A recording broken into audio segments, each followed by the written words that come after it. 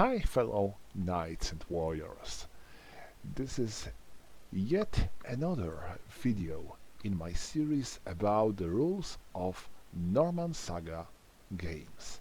And today I am going to focus on cavalry movement.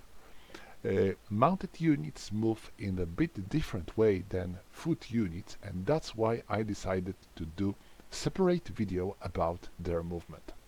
First of all, each mounted character has two hexes, but only the front hexes is the one we count when it comes to the movement cost. For example, let's assume our Robert starts moving here and he moves there. Now he spends one movement point. Next, he goes into the scrap hex that costs him 4 movement points.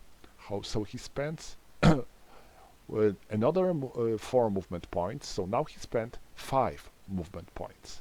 Now he wants to go into that hex, and now he spends 9 movement points. He doesn't have to pay for this hex anymore. So this is the first important thing about moving our mounted characters, and you can already tell the difference. Next, each mounted character has a black triangle here. This black triangle here indicates its front. A character may move normally only on the one of the 3 front hexes. For Robert, these 3 front hexes are this, that, and that. If he wants to move on any of these 3 hexes, he can simply spend a cost of these movement hexes and move there. So, if he would like to go here, he moves like this, 1. If he wants to go here, he goes here, and voila, 1 movement point. If he wants to go there, he rotates and he goes here with 1 movement cost. So that's great. But what if he wants to go onto that hex or that hex? Now, this is more costly, because for these 2 hexes he has to spend 1 additional movement point. So, if he's like that and he wants to go here, then he has to spend 2 movement points for such turning. But if he wants to go there, here, then he has to spend 2 additional movement points. So for this hex or that hex, he would spend 3 movement points for turning from this direction. And if he wants to move back on his back hex, he has to spend 3 additional movement points. So, for moving like that, he will have to spend 4 movement points. You can see that he has a 12 movement points total, so it will be pretty much for him to move in such a way. That's why it is always important to remember where your mounted character is facing and how do you plan to move him. Next, not every time you want your character being on horse. Sometimes you are dismounted by force because of the combat result. Sometimes you simply want to get your character on foot because it is easier to move in the certain kind of terrains when you are on foot than on horse. If you want to dismount your character, you have to spend a number of movement points needed to dismount. For the characters in armor, like Robert, you need to spend 3 movement points.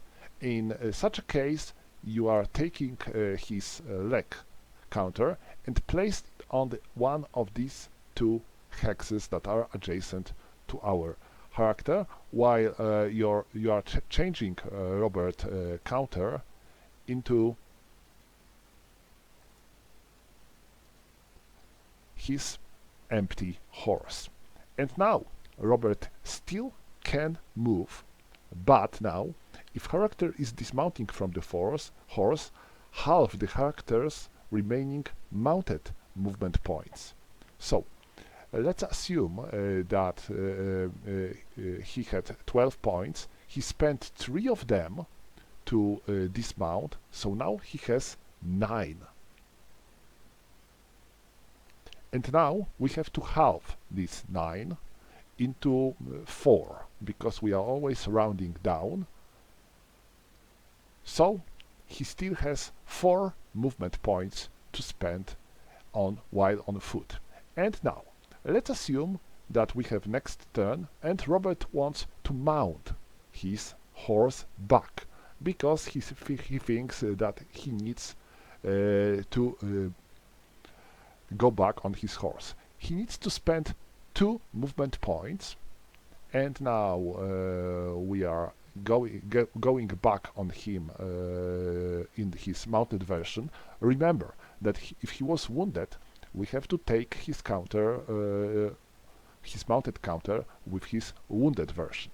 And now he can still move, but for now we have to double the remaining movement points that he had while being on foot. So let's say he was there, he simply wanted to mount. He has 6 movement points, he spends 2 of them to mount, and now he has remaining 4. We have to double them, so he can still move while on horse with 8 movement points. From the other side, Robert might like to simply let his horse by the bridle while being on foot. This allows him, for example, to move with his horse through the tree. Let me show you. If we have a situation like that, then Robert may declare that he wants to move his horse with him.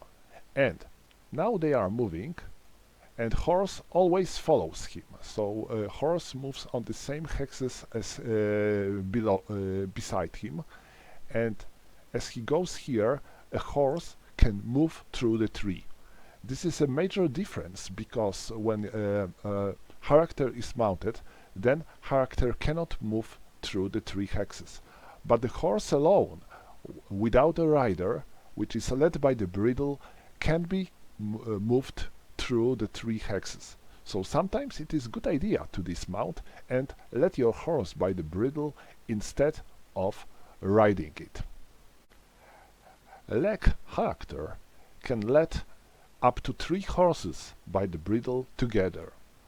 Mounted characters may also let up riderless horses. For example, let's assume that this horse lost its rider. We have someone who can mount this horse on the other side of the board, and we want to move this horse quickly. Horse alone cannot move. It can be only led by other characters. So we can use one of our rider to ride up to this horse and lead it by the bridle and lead it quickly on the other side of the board. The only limitation here is that rider can only lead a single horse. He cannot lead 3 horses together like a leg character. So that would be all when it comes to the basics of mounted units movement in the Norman Saga.